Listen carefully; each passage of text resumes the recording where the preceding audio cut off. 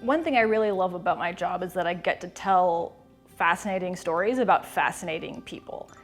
A lot of our faculty do work in a wide range of areas that revolve around the way religion intersects with public life. So it could be development, it could be religious freedom, it could be diplomacy, it could be nuclear disarmament, a wide range of topics, and I get to interact with them, learn about their research, and then try and convey that research to the public. At the same time as I'm trying to tell stories about faculty, I also get to work with students and help them grow and learn how to engage diversity in a productive, authentic way.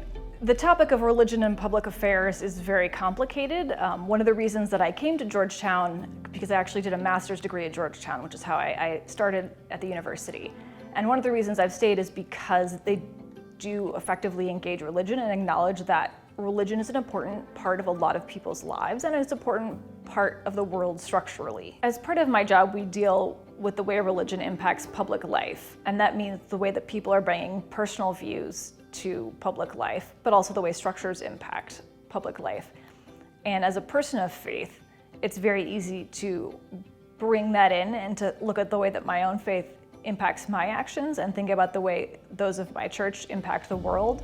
And so I think working for the Berkeley Center has made me much more aware and much more open about how to think thoughtfully, to engage authentically, and to be honest about where we may disagree, but where we also may be able to find common ground. I graduated from Dordt in 2006 with a dual major in political science and history. And I went straight to Georgetown for a master's degree in security studies. At the time, I thought I might want to be a professor, and I figured a master's degree was a great stepping stone to figure out if I was going to like this whole academia thing or not. And if not, I'd have a master's degree and I could keep working. Turns out, academia as a professor was not for me, but I found that I really did love the intellectual atmosphere of the university and being able to share those stories and to be able to bring some of the knowledge that I had from my undergraduate and graduate degrees. As I look back on it now, one of the things that I find was probably underrated at the time, but has since become a valuable skill set, is the practice of doing a book review.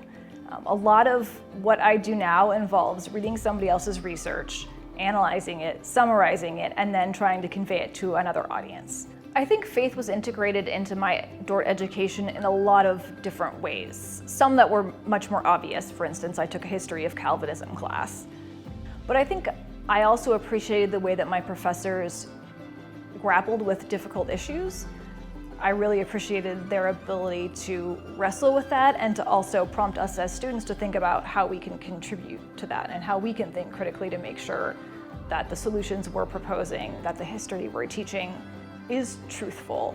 What Dordt does is pull people together around faith. Despite all of their other differences, they find a unity in Christ, and that unity can blossom in some really amazing and hilarious ways. And after Dordt, you'll find that those ties of community are still there.